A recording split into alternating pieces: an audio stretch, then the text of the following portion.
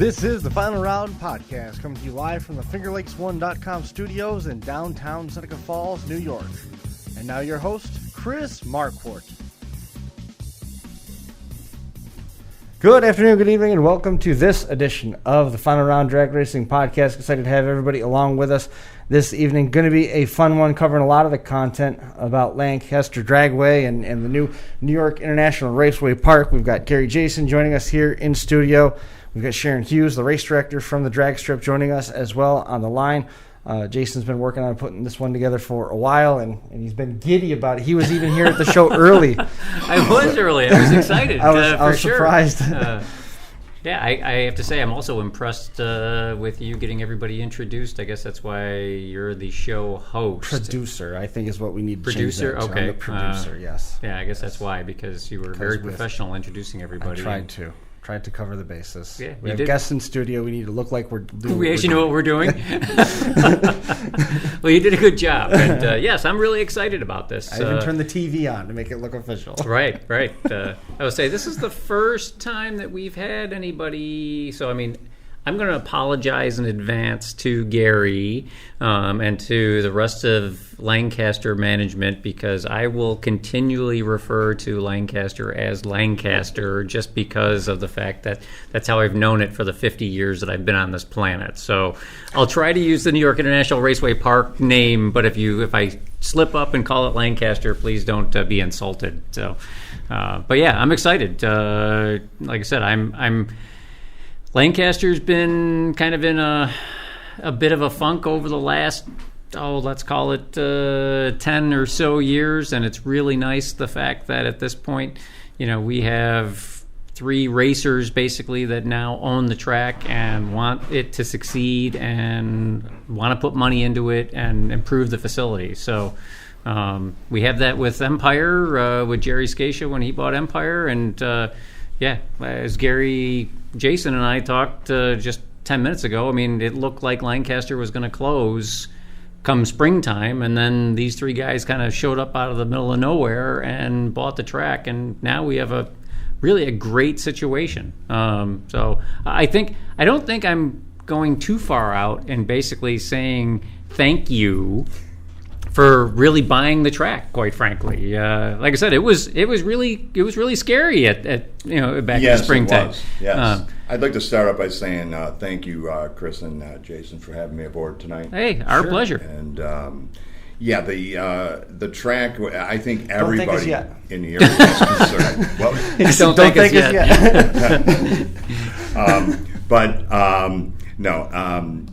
Everybody was kind of concerned with the track. When the deal kind of fell through with Cambria, and right. It was like, Vito, what are we going to do? He goes, I don't want to go out to Empire, and I kind of knew Mr. Rieger, and I gave him a call, and he says, well, Gary, why don't you buy it? Mm-hmm. And I says, wow, Gordon, okay, that sounds real easy, and in his tax bracket, but right. We did. We sat down. I first person I went to was Vito, and then we talked with Mike, and Mike Sinarski walked up, opened his checkbook, and said, what can I do? And it was just a class thing, and it was really, really good. I couldn't have done it without Vito or Mike. They're great partners. Right. You couldn't ask for a better track guy than Vito, and the knowledge that Mike has of 50 years of racing. Sure. It's in Vito's blood. My racing career came later in the game, mm-hmm. but I look forward to going to the track every day. You have 3 racers that are involved with this track. They are local. We're there every day, regardless if we're closed or not. We're there doing something. Yeah. There's upgrades all over. We've done paving. We've done painting. We've done new signage. All the suites are being redone for the winter, coming into the spring year. We have painted. We started painting the bleachers. We're starting to repair things. Mm-hmm. We're looking in the future on the return road. Just all these things. And anyone that goes to the track and knows this track, every week they see something new.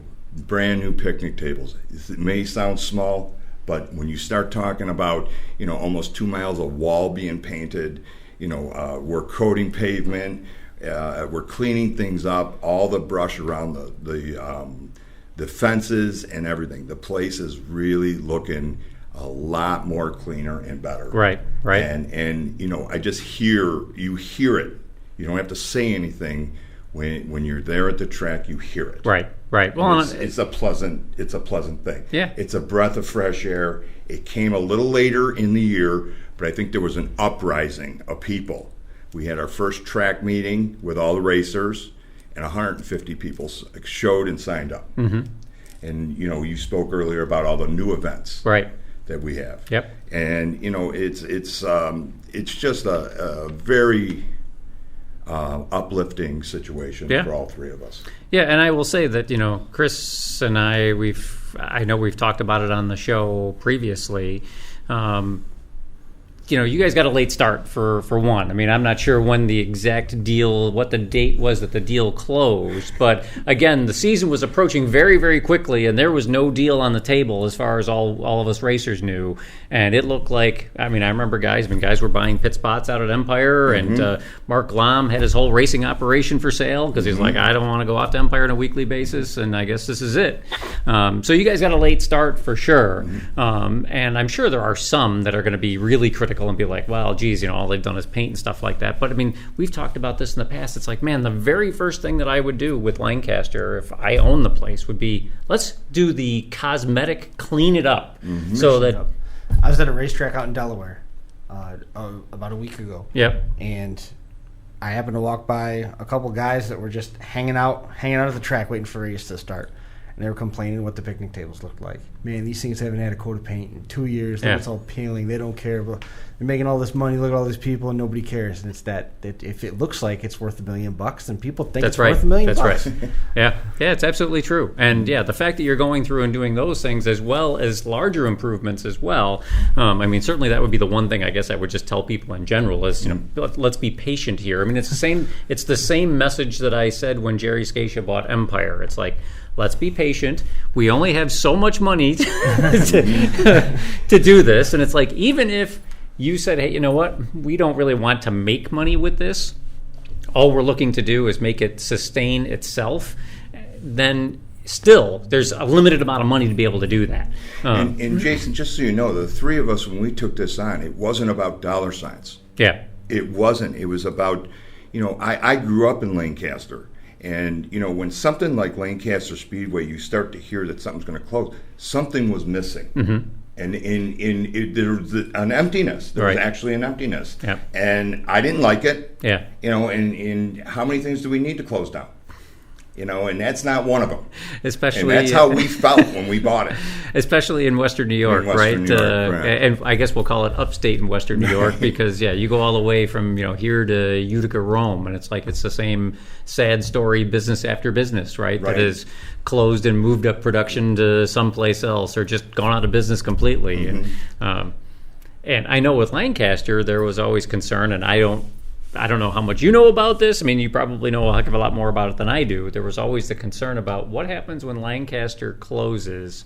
The rumor was that if Lancaster closed and an event didn't happen there within one calendar year, that at that point permits essentially, as far as being able to run it as a racetrack, could get pulled, and it would be much more difficult to, I guess, renew those. And obviously, you grew up in Lancaster. You're a fan of racing. Not everybody in Lancaster is a fan of racing. So I do know that's obviously a battle that you have to, as an owner, that you're going to have to fight and work with the town to try and, not only make the racers happy and your customers, but also, hey, we got to work with the town here too, because there are people that would probably love to see. And that wasn't rumor. That was true. Yeah. When it got down to the nitty gritty, and we didn't know if it was going to happen or not, that was going to be the answer. Yeah. Because I think that, Gordon's alternative, if he didn't do it, that there'd be an exit there and he'd have all the rights to build everything around it. Yeah, right. And, he said he'd rather see the track. Wow. And that's pretty honorable for a guy that can just stomp it out. And no, I agree. It just, I thought that meant a lot to him. Right, yeah, and I have to agree. Is there development encroaching on the top side of the track? On the north side, I will say there's some business and industrial development there, but there's not. I mean, But you it's probably know better than I It's do. not Well, residential. I don't think. The worst thing is for it to be residential. Right. Yeah. It's not residential. Yeah, and I don't think there's a lot of There's none of that's creeping in any Right. place. There are a lot of people that are for Lancaster. To hear the people just come up and say that, you have your naysayers that do live in the area, but again, that end is commercial. That's where the Clarence line is, Right. and Lancaster ends right there. And yeah, it is industrial. Right. It is industrial. That's a nice buffer. Yeah. Oh yeah. Yeah. And then you got the thruway right there. Which is another nice buffer. Another nice buffer for signage. Right. Oh yeah. Absolutely. Yeah. That's not a buffer. That's an asset right there. Yeah. And that's. I mean. Yeah. What a great asset that Yeah, is. I mean, you almost have 4 million people that go by there annually, so it's, that's an asset. Right. Oh yeah. Yeah. It really is. Yeah. And we talked about it just a little bit here. Pre-show, it's like really the huge lure of the property itself is its location, Right. And especially as a racetrack, because most racetracks you go to, when you look at their proximity to where they are with regards to a city center, usually you got to drive 30, 45 minutes from a city 45 center minutes. to be able to get to your racetrack. And to have something that's so close. I grew up in Kenmore, town of Tonawanda at the time. I mean, I think it was a 20-minute drive right down Sheridan Drive. But I mean, heck, you guys, like I said, people that live in Lancaster, West Seneca, 10 minutes tops. Yeah, if that. I mean, I'm within 10 minutes of there, and it's, to me, it's one of the most unutilized pieces of property in Western New York, and not just. I'm a promoter type of guy, and I like to join up racing with like concerts and have X Games there, have the monster trucks there. We're all trying to put that together between now and then, even Right. a rodeo we were talking about. Yeah. So we're trying to do whatever we can to join both events, get more people, families there. Like I said, with the junior racers, the junior dragsters, you have them there. I see them come up. You got the father, the mother, they're pulling these dragsters, getting them in place, a brother and sister helping out with the motor and Right. everything else. Right. And it's a great thing to see. Yep. It really is. Yeah. Yeah. I mean, and again, I know we've talked about this on the show before too. You have to give families, parents, let's call it, a reason to spend their money with you, right? So what am I getting for my entertainment dollar? Right. And yeah, you can go to a Sabres game or a Bills game. Obviously those are very expensive places to go, but there's certainly still plenty of people that go to those events and spend the money. And I won't say that they all had season tickets, but it's like, why do they do it? It's like, well, they're getting the amenities from those facilities that they want. And what are the types of things that people want when they go to a facility like that? It's like, they want clean restrooms, they want decent food, they just want a clean environment in general, right? It's like, all right, yeah, we know we're at a racetrack, so there's going to be a little bit of dirt and grease Right. there, but what people don't want is they don't want to basically show up and unless you're specifically, I guess, looking for that experience. But for the most part, people don't want to go someplace and be like, doesn't look like that this place has had a penny put into it in the last 50 years, right? Right. And I will say that, again, we talked about this before we went on the air. Dan Delaney and I have talked quite a bit, and he has just told me, he's like, you can't believe how nice it looks. I don't remember if you mentioned it on air. You did before the show. Again, little things. We straightened all the signs. That's just it just seems like such a minuscule thing, right? But when you drive by the property and you see all these crooked signs there, you're like, come on, guys, did you care? Right. And that's where Vito, he works diligently on that. As far as the lawn care and stuff, the stuff was overgrowing on the fences. We Right. took it all down. Yep. And the lawn is manicured like I don't want to say like a fairway in a golf course, but it looks like it from the throughway. Yeah. And it's cut down low. That's all we have people doing all week. And I got to tell you, the track and everything, we're trying to improve on it. And again, like you say, it's dollars and cents. But you got 3 people that care, 3 people that own their own business, and we are trying to put it the way that we would want it. Sure. So, and Mike, like Mike says, I don't care about the money. I want to leave my mark here. Right. And that's very important to all of us. I mean, I lived in Lancaster my whole life. Vito's lived in Lancaster his whole life, and you have Mike that lived in Hamburg, but he raced there for the last 50 years. Oh, right. So he was there from when it opened, before the 90 was even there. Right. So I have to say, I don't remember Vito when I was a kid. Yeah. But certainly, Mike Swinarski has been at Lancaster since I was a kid. And we've watched him go faster and faster, essentially, as his racing career. Like most people, generally, it's like they take more money and put more money into their cars. And I think Mike has, instead of put more money into one car, he's generally traded up as time has gone on. But he's a long time competitor out there. Yeah. And we had a nostalgia night last Tuesday, or was it Tuesday prior to Tuesday? And Jim Oddie was there sitting with Mike and with Vito, and I just got to tell you, I walked by and I see them talking, and the hair just stood up on my arms. Yeah, it was just because I knew Oddie, as a kid, right? And it was something special. Yeah, it really was for me. Yeah. So, and again, I mean, some of those heroes, I guess, from days gone by, like Zaki and Oddie, obviously. It's nice that those guys, I guess, want to go back out to the track and spend some time there. And I mean, I'm sure that those guys have lots of good stories and fond memories to tell.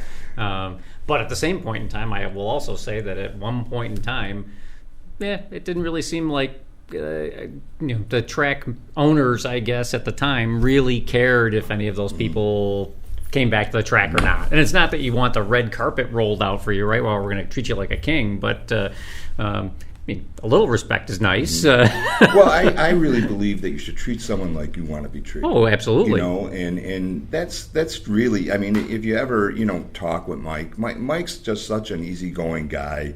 He'll stop for anybody, talk to anybody. Same with Vito. Yeah. I mean, Vito is so approachable. Right. And it's just, we're at a point now where we're having even though it's been a lot of hard upfront work, because startup is always big. Mm-hmm. I think the three of us are very happy. Yeah. In the direction it's going. Oh. I mean, it might have been some strides, but I'll tell you, we're happy in the direction it's going. Yeah. We're going to be new things that are coming. All the suites are getting remodeled. We're painting the stands as we speak. Yep. These things are been neglected, right, like you said. Right. And all the things that we're doing is being done on a daily basis, and we're just it's a good thing. And I'm sure, with the work that you've put into it so far, I'm sure that you have seen that return essentially on your investment with more people coming out to the track. Mm-hmm. I'm sure you have. Mm-hmm. Not only just from a racer standpoint, but a spectator standpoint too. Yes, we have. Again, there's got to be that curiosity factor right off the bat. Oh, sure. Yeah. The fact that all that stuff came back. You were talking about how happy you were with all the changes and stuff. How happy are you with your race director? Very happy. It's funny because I was going to segue because I was going to say one of the smart things that you guys did was you brought in essentially the existing staff, right? Mm-hmm. And said, hey, Sharon, I would say 75% of the staff we brought back. Yeah, and Glenn and Sharon, I mean, are two longtime employees there, two longtime drag racers, and Sharon has a lot of experience and knows what she does, knows what she's doing, don't you, Sharon? I hope so. So I guess how is it? It's got to be exciting for you too, I'm sure, right? Well, I thought that I was going to have my first summer off in 30 years. And then Mike Snarski called me up, and I said, "Are the rumors true?" And he said, "Yes." And I said, "Well, first of all, do you need your head examined?" And he said, "No." He wasn't sure. And I said, "I thought I was going to have my first summer off in 30 years." And he said, "That's not an option." So I said, "Okay, so here we are." So how many years is it now that you have been race director at Lancaster? 5. Okay, I knew it was a while. Yeah. And I guess... Go ahead. Melissa McGowan, when she came out in 2014... Okay. With me as the drag program and the race director. Yep. And it's fantastic. I mean, every year just gets better and better. So.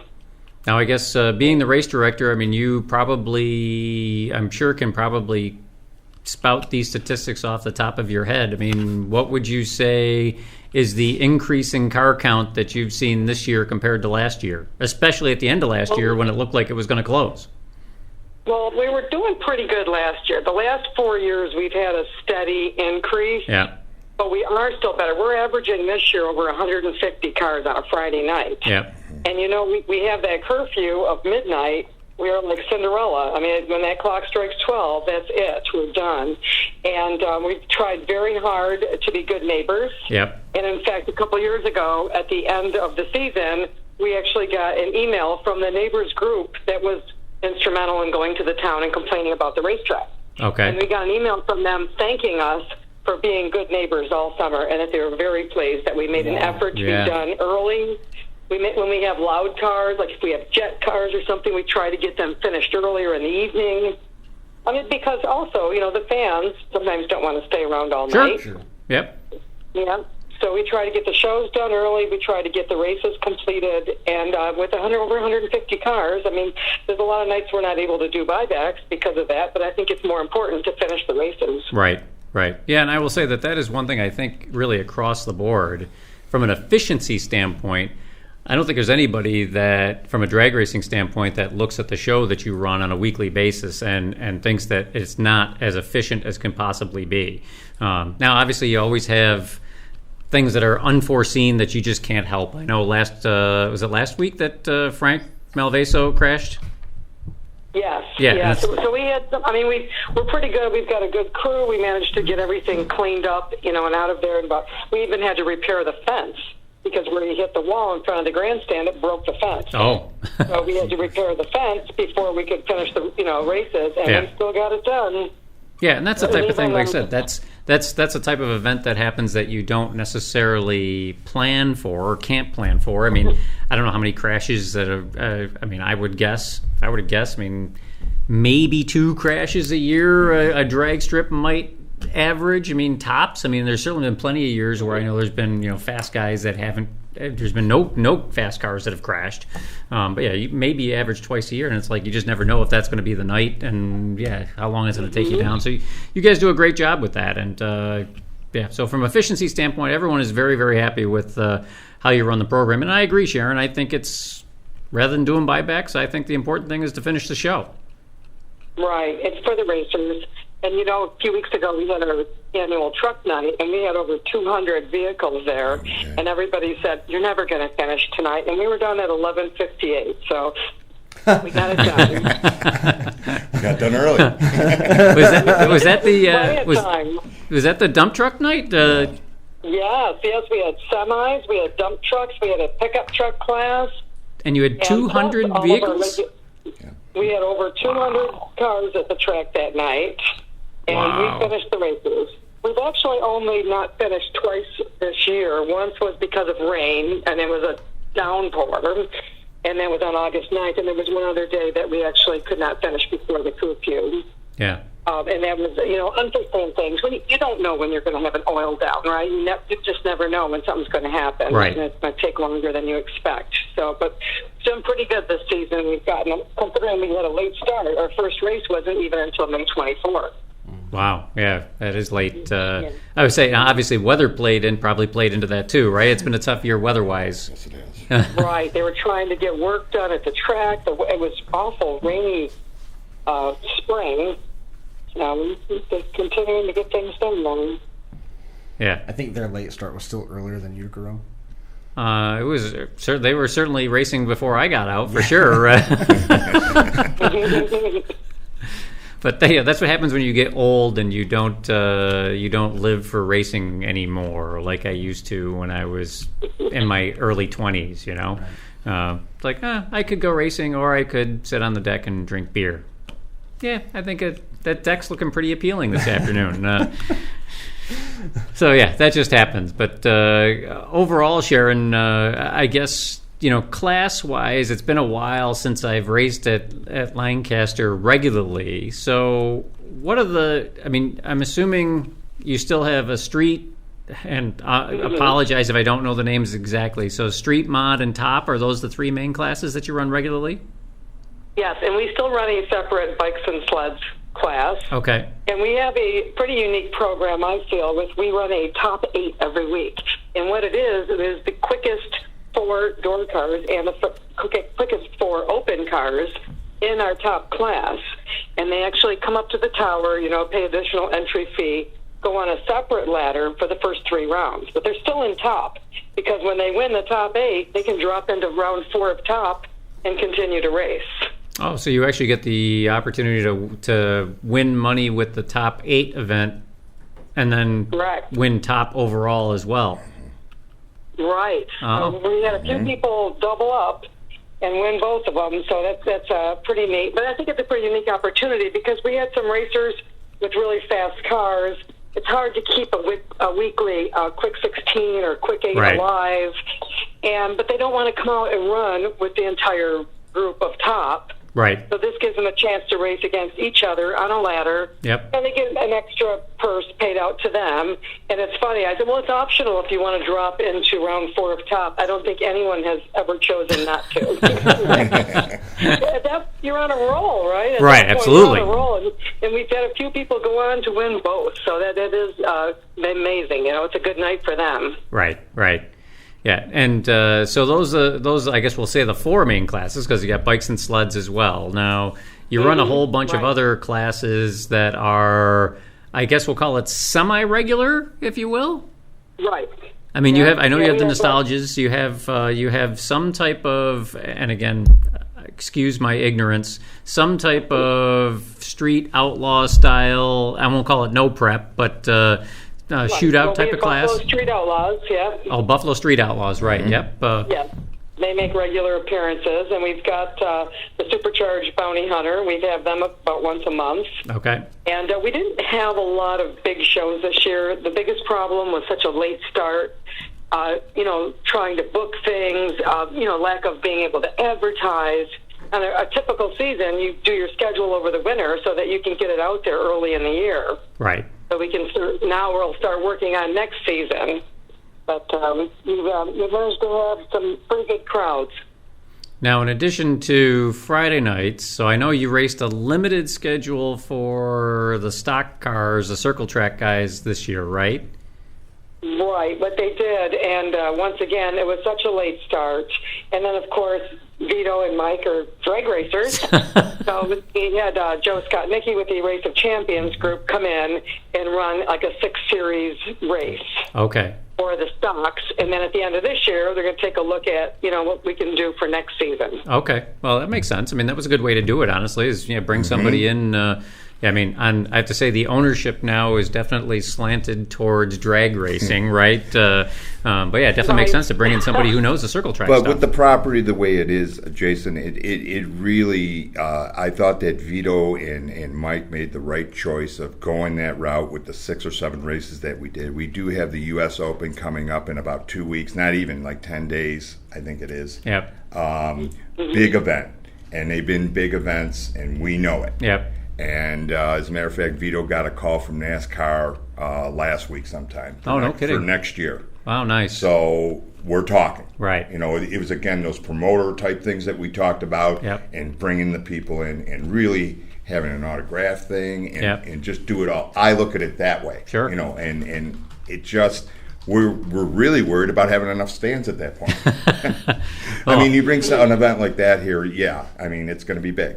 Well, and I will say again, we talked about, the stands used to be packed for the drags, right? The circle track guys, there wasn't a seat left in the house the way it used to be. Right. I remember driving, I couldn't believe it, actually, as a drag racer, because I never went to the circle track races at all. In my household, basically, circle track racing was, it was a dirty word, essentially. You just didn't do it. But yeah, at one point in time, went out there, and it was like, look at all the people out here. Holy cow, I couldn't believe it. So and we kind of experienced that this year with the uprising of the track opening up late. Maybe it was going to close, and we had the events, and I got to tell you, the place got pretty filled up. Well, that's good. It was a breath of fresh air. Yeah. It was something that I remembered as a kid. Right. So it was kind of cool. The U.S. Open is a big deal. I mean, that's a big weekend. Well, see, you know better than I do. It follows up International Classic weekend. It is a huge asphalt race for our area. It's a really big deal, and I was excited to see that not go away too. I mean, when we heard about the drag strip surviving and stuff, it was nice to see that with ROC coming in to oversee the operations of the track. You knew that the circle track stuff was going to be solid. Yeah, see, to me, it's like that. None of that stuff really meant anything to me. It's not. I figured that you would have circle track racing, right? Because if you lose one, you're going to lose the other. Oh, well, I agree. Yeah, it's not that I didn't want circle track racing there, right? But it's like, yeah, okay, we're going to have the ROC come in and race it. To me, that means absolutely nothing. I mean, just like I'm sure it's like, oh, we're going to have an HRA do something. The circle track guys are like, man, who the heck are those guys? So, yeah, I mean, but it's nice the fact that you were able to get them to do that. I mean, another big thing, I don't know if you continued it this year. Do you still have the cruise nights now as well? Yeah. On Wednesday nights. Okay. Every Wednesday night, grudge night, cruise night, we call it. Okay. And you get the opportunity to go down the track, and I'm sure Sharon will be able to tell you more about it because she actually runs that show. So. The uniqueness of Wednesday, too, is we never know who's going to show up and what's going to go down the track. Exactly. And almost every Wednesday, I post, it's either a school bus going down. A camper. I mean, it's a pizza delivery guy. Yeah. I mean, who knows where the pizzas are. We never know what's going to go down that track at any given moment. We've had police officers pull up and go, hey, can I go down the track? Yeah, go on down the track. And we never know. And it's really cool. It's a lot of fun, and it's generated a lot of interest from people who weren't Friday night spectators. They weren't drag racing fans. Right. And they start on Wednesday, and then we say, well, why don't you come on Tuesday, and you can race, race for a trophy. We have a trophy class on Tuesday night, and then some of them now are coming on Fridays. Yeah. So it's great. It's a lot of fun. It's a nice, safe environment for kids to get a lot of teenagers and stuff to come and hang out on a Wednesday. It's something to do. They can watch the racing, and it's like I said, it's a nice, safe environment for them to be in. The one thing I like about Sharon, it really is inexpensive on a Wednesday night to come there, and whether you're having a couple beers or you're having pizza, or it's very affordable for 5 hours. You can't go anywhere for 5 hours, right, and spend what you'll spend at the track. Right. I truly believe on a Friday night, if you come to that track and you're there for 5 hours, try to go somewhere else for 5 hours for entertainment. Sure. I mean, really. Yeah. Yeah. I mean, you go somewhere else. You're going to have an extra couple $100 in your pocket. Right. Right. And it's entertainment. It's really good to see. I'm really thrilled that the track has opened this year. Yeah, I mean, we talked about it just a little bit. I mean, you talk about, all right, I'm going to go to a Sabres game, right? Right.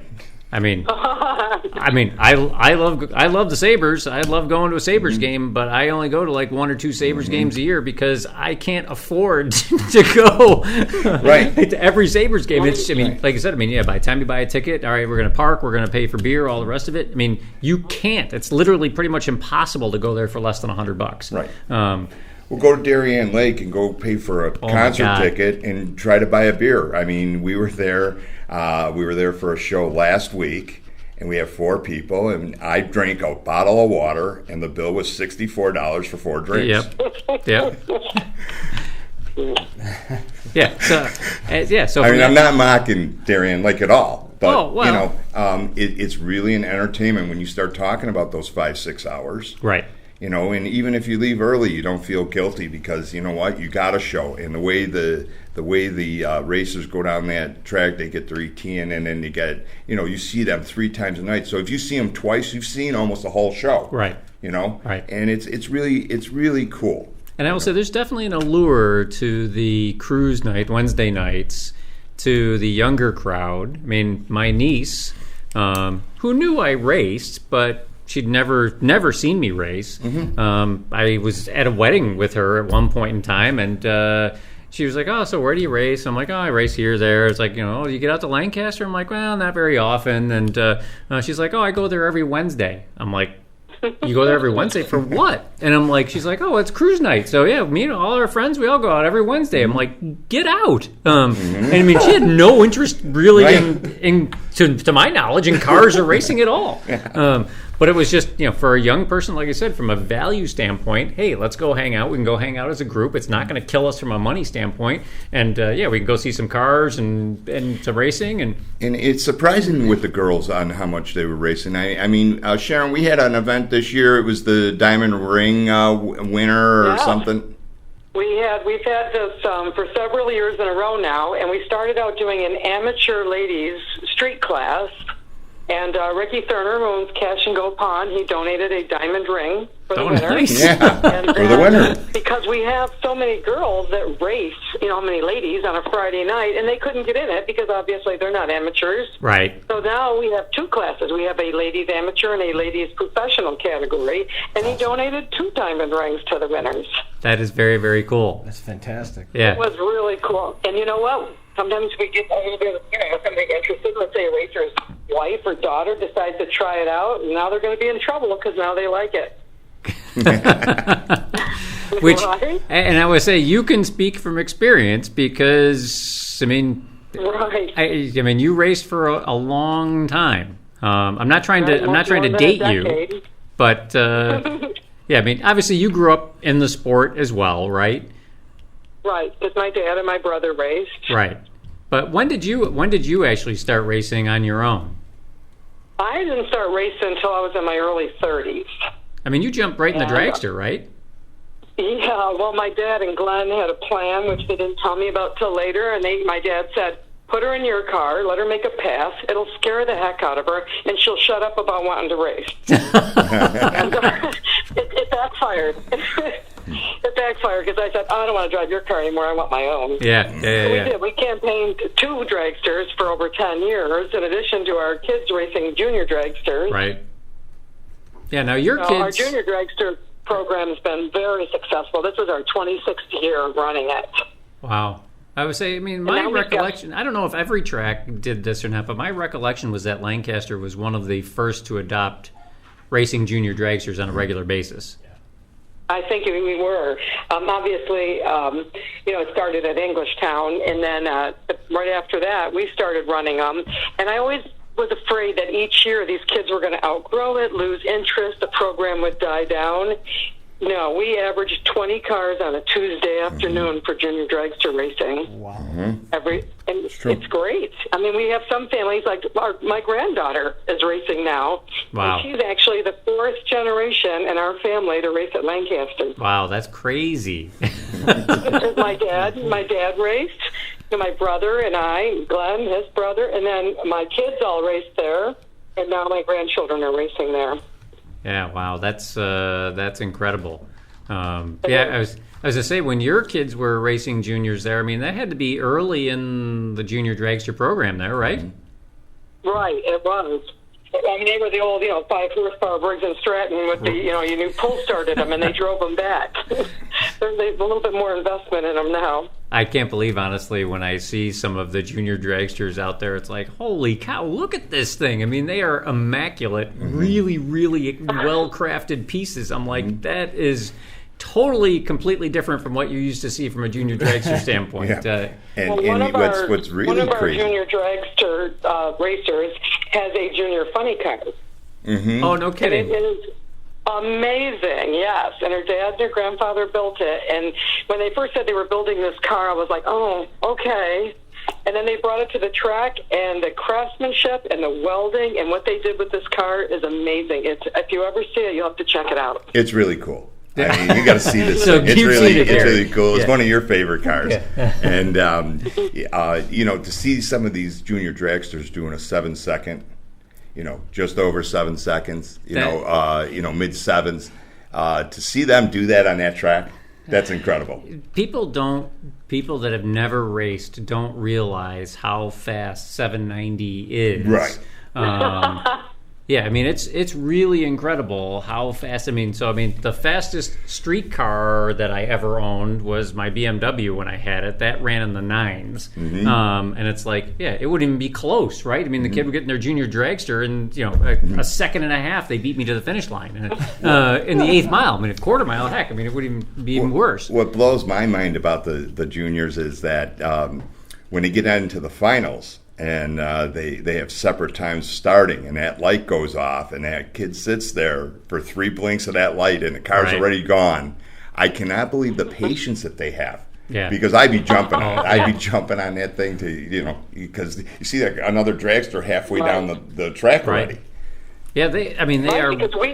I would say they Yeah. are really good. The junior program really is good at grooming the kids to basically be successful in the full size in what they're cars. doing. Yes, absolutely. The one Because Jason, one night on a Friday, we were running a quick 16, and in the semifinals, 3 of the 4 drivers were previous junior dragster champions. Yeah, I can believe it. Victor Puglia, Peter Maduri, Robert Bauer. These kids, they started in the juniors, and they progressed into the big cars, and they've become champions. Right. But I wish I would have started when I was 8 years old, too. Well, yeah, me too. I mean, there was no such thing as junior dragsters when I was young, right? It was like you had to wait till you got your driver's license. Fake IDs. Oh, fake ID, yeah. But it's a family thing. That's what's so great about the family, unit, and it's amazing to see these kids, and they go up with their brothers and sisters. They're all a part of the team. Each one of them have something that they do particularly, and it's really cool to see the 2 parents pull up with that car and give them the thumbs up, and they get up to that starting line, and it's really something. Right. Yeah. Yeah. What's neat? It's a sport that they can't do alone. Oh, sure. Right. Yeah. Yeah, that's a good You point. can't drop them off at the gate and pick them up when the game is over. Right. Right. Yeah, that's a good point. And it is funny. Yep. It is funny too. I think the parents love it just as much. Well, and I was going to say, it is funny, really, the number of families that I've seen race junior dragsters with their kids that have had no prior racing experience at all. Right. It's like, that's true. They're not all racers. Yeah, and that was just completely bizarre to me. I mean, I always thought it's like, all right, well, the junior dragsters are always going to be competitors that are obviously kids of the racers that are out there, and it's like, gee, I mean, Some are, right? Yeah. Yeah, usually it was like half, I don't want to say half, maybe 25, 30% of the competitors were people that I didn't know. And I'm like, where did these people come from? It's like, well, that was all they had was a junior dragster. And they were out there, like I said, spending their Tuesdays or Fridays or Saturdays out at the track as a family, racing their junior dragster. It was super cool. Yeah, awesome. Yeah. As long as we keep the principles of junior dragsters, we want to teach the basics. We want you to have fun, and we want to teach you sportsmanship. That's true. And very true. Unfortunately, I've seen some parents, not necessarily the kids, but I've seen some parents take that a little bit too far at times. You've been to some baseball games, huh? Oh, some yeah. Yeah, and it's not just like obviously it's Little not League, right? Yeah, like it's not hockey, just like Little League, all sports. Sometimes the parents get a little too worked up over it.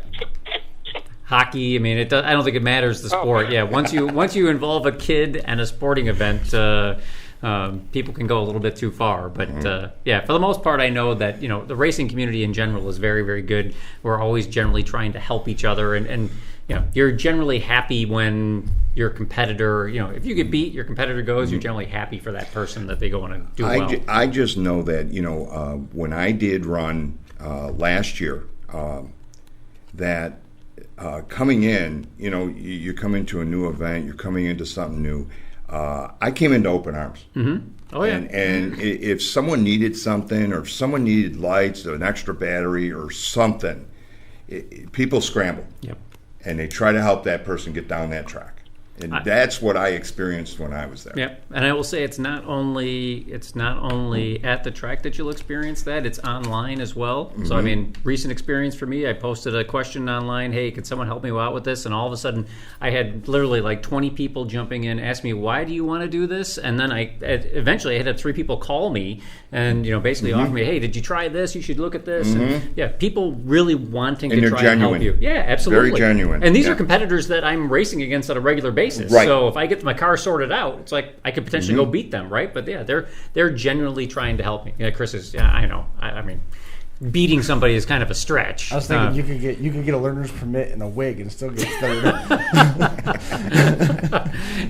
yeah. Well, Jason, talking about like our racing family pulling together, we recently lost one of our racers in a motor vehicle collision. He was killed. His wife was very seriously injured. His 2 daughters were hurt. And in just 3 days' notice, they threw together a benefit, had it at the track, and raised like over $7,000 to help his family. Yeah, actually, we had Bill. Yeah, Bill actually on the show right prior to that race to help promote the benefit, and he did send me a text message and let me know that it was a success. I didn't know how much money they had raised, and I haven't heard anything about the wife. Has she come home at this point? No, it's just going to be a very long recovery process. So she's still going to need everybody's prayers and thoughts. But there has been improvement, so that's very good. Yeah, that is good. Now, you had mentioned, Sharon, actually, prior to the show, we just talked very briefly about, is it this Friday that you have a big event coming up? Yeah, tomorrow. Yeah, a couple weeks ago, we were having a special event for our mod racers, our Gianni Mazzia's mod class. Yep. And Paul Cambria had donated $500 extra for the winner on top of the regular purse. And then Kerry Hodge came up with some money for the runner-up, another $100, and Jim Fix said, "Well, here's $100. Give it to the semifinalist." Wow, nice. And it rained. And we were already a couple rounds in, so we split the money. But Paul said, "I want this to be a race. I want it to finish." So I sort of took a poll online, and talked to the racers, and they agreed, let's split the regular purse and let's save this and race for it again. So that we're going to do that tomorrow night for our mod class. So it's going to be like huge money for them. And then on top of that, the Thurner family, who've been very prominent in drag racing over the years, are doing a memorial race. Rick Thurner's son, Ryan, was killed last year, and they wanted to do something in his memory, because he was one of our junior dragster racers. I mean, he raced his dad's dragster before. He was always at the track. He loved being at the track. So they said, if we raise some money, what should we do? And I said, well, you want to do it on a Friday night, and you could just pay a little bit extra to each winner, and we'll call it Ryan Thurner night. Well, they've raised $2,500. Wow. Which is all going to our racers tomorrow. So that they want to give it not just to the winner, but the winner, the runner-up, and the semifinalist in every class. Wow, nice. So all of those racers in all 5 of our classes tomorrow are going to be getting extra money. So I think it's going to be a very big night. It's going to be a great night. Probably going to be our biggest payout for a regular Friday night ever. I would say a regular Friday night, because it's going to be special. Yeah, I would say, guess who's going to have their work cut out for her tomorrow night, trying to get all the cars down the track and finish before midnight. Oh, yeah. I'm going to have to get my whip out. So on a normal Friday night, and again, it's been a while since I've raced at Lancaster or New York International Raceway Park on a regular basis. What is the car and driver entry fee, and what is like the what does it pay to win in top? Oh, in top, it is $60.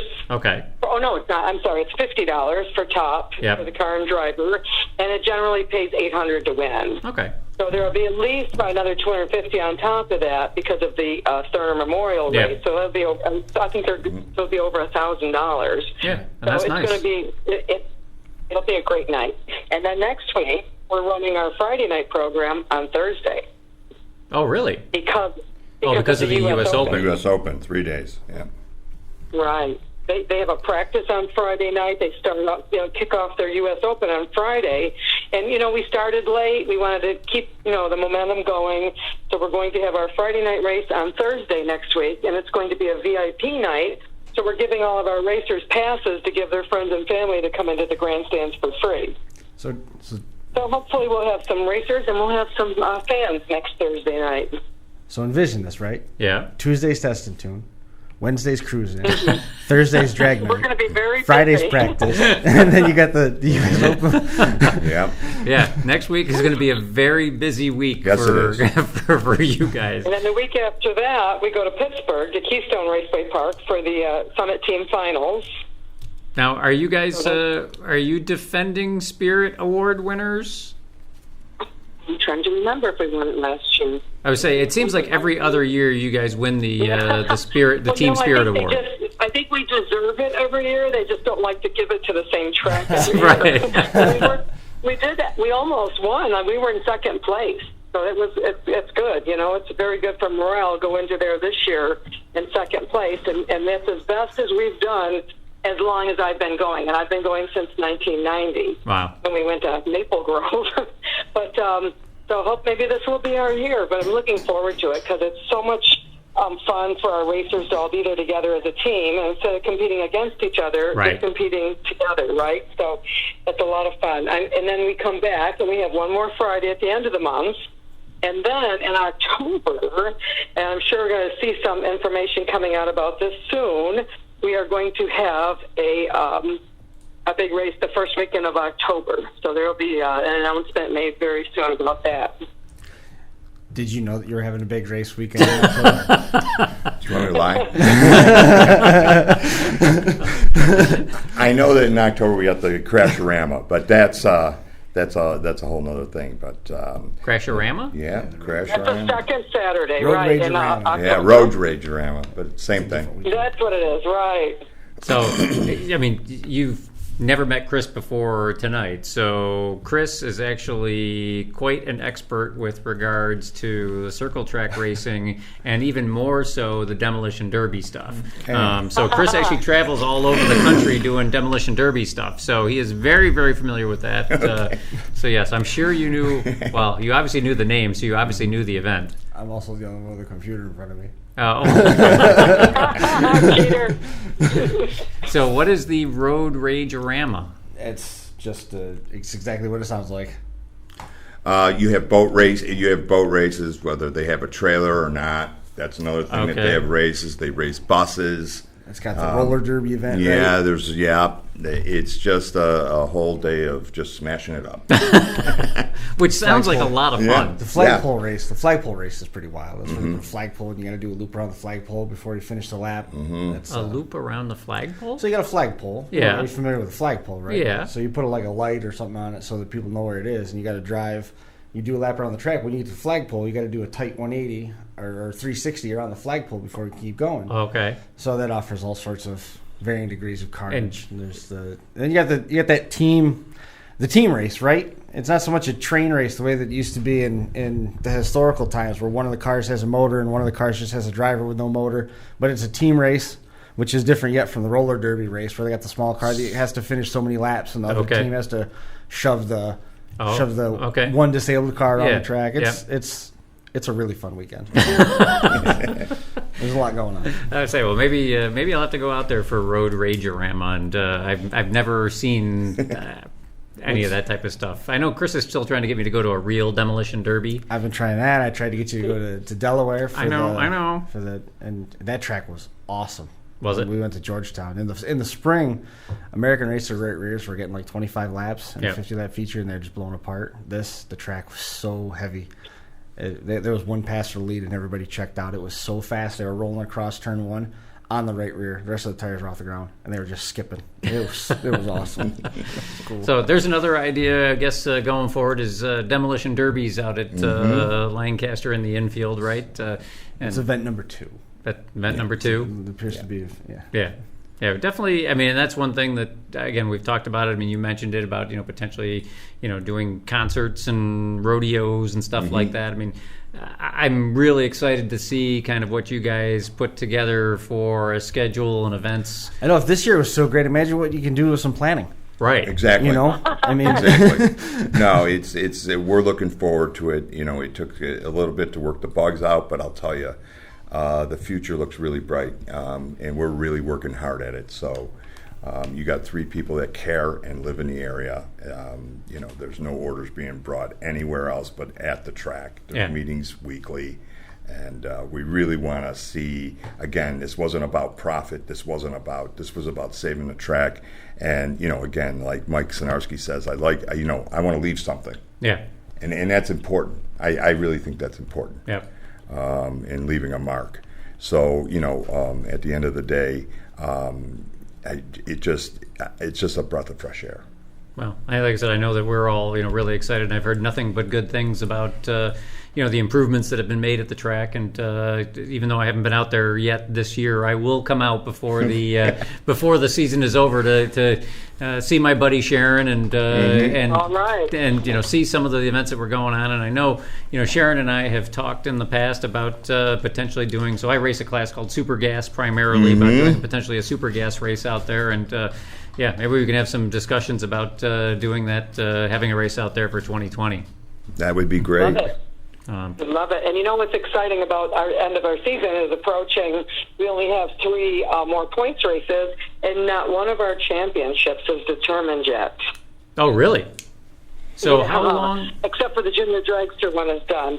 But like our mod class, we have Ryan and Reed Ricketson are tied, and they're twins. Isn't that funny for the lead? I bet they've been competitive their entire life, right? Oh, I'm sure. It's funny until they're not tight anymore. Right, yeah. Right, exactly. So how much... Yeah, but every class is still up for grabs. How many more weeks?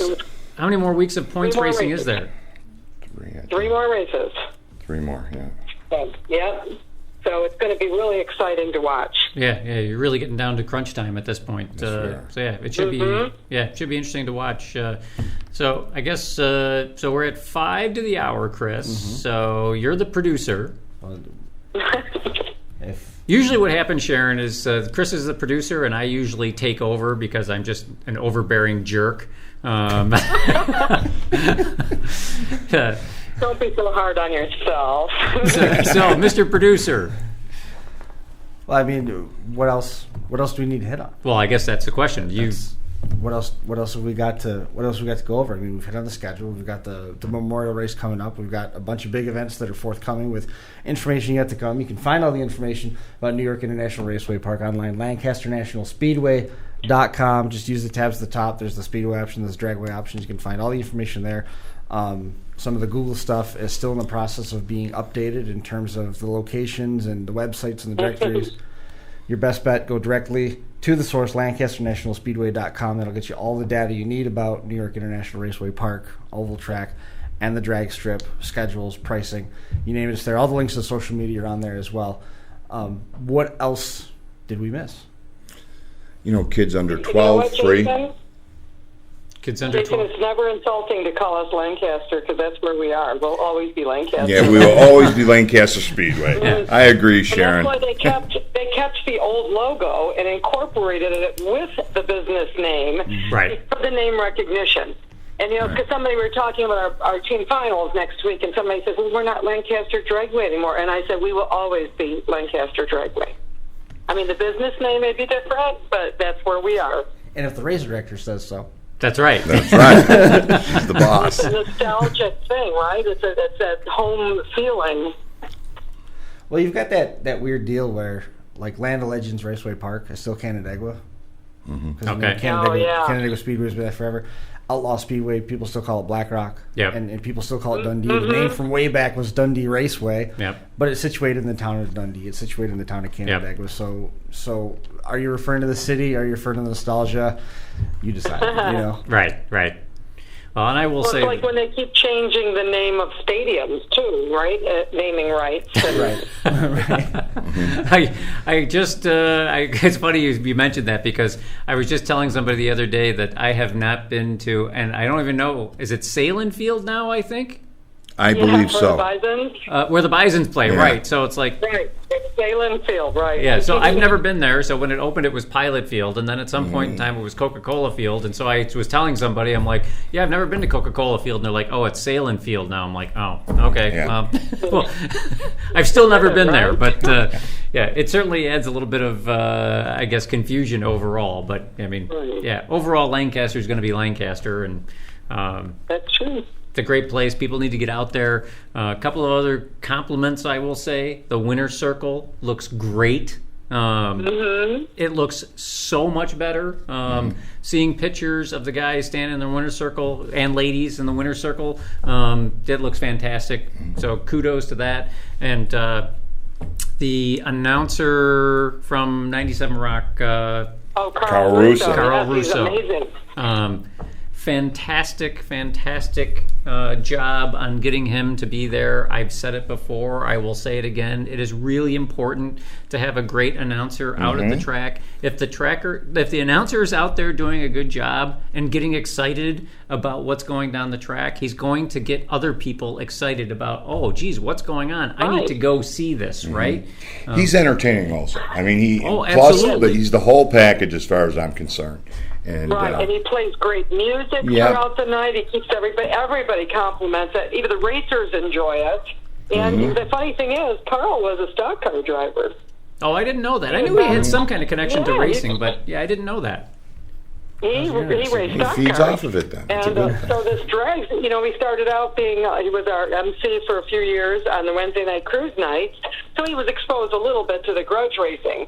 But this was his first year actually calling the drags, and he's done a phenomenal job. I think he's the first one to admit he's still learning. Right. And the racers usually aren't shy about coming up and educating him, but he's learning. Well, like I said, great job on those types of things and the improvements that have been done so far. Really looking forward to seeing some of the other things that get done here. And again, I promise I'll get out there in the next couple of weeks to see you guys for sure. That'd be great. Awesome. The best thing to hear from new owners, they're smart enough to bring in the people that were already there because they already know your systems. Oh, right. And doing that, having a bad race director or having a bad pit steward can be the cruise director on the Titanic, man. Right. And what you guys have put together out there in such a short amount of time is phenomenal. And with a little bit of an off season, man, you guys are going to do good things. Thank you. And I will say that if we can convince our show producer, we could potentially do a show directly from the track. How's the internet out there? It's good. Good, like I have one bar and drop phone calls to people I don't want to talk to. Yeah, or good, like about right. I'd have to get back to you on that, but I'm sure it's done. It's fine. We'll talk. We could potentially do a show from the track. That would be fantastic. Yeah, we've tried it at Empire. Unfortunately, at Empire, being as remote as it is, it's real. If we were broadcasting to corn stalks and soybeans, we'd be perfect. However, Yeah.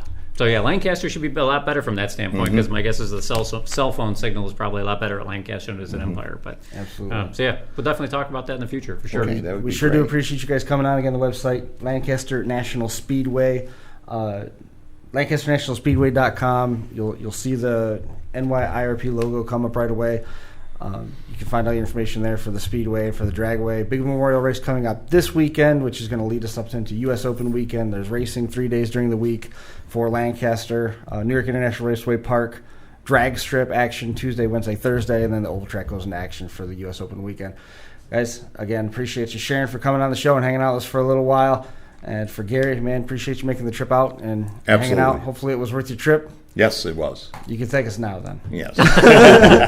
Chris, Jason, thank you very much. I appreciate it. All right. That's going to do it for us here at the North Park Building, Academy Square. We appreciate you tuning in. We're going to be back again in a couple weeks. We were off because it was summer and funky and everybody was traveling, and now we've still got to get through soccer's and open houses.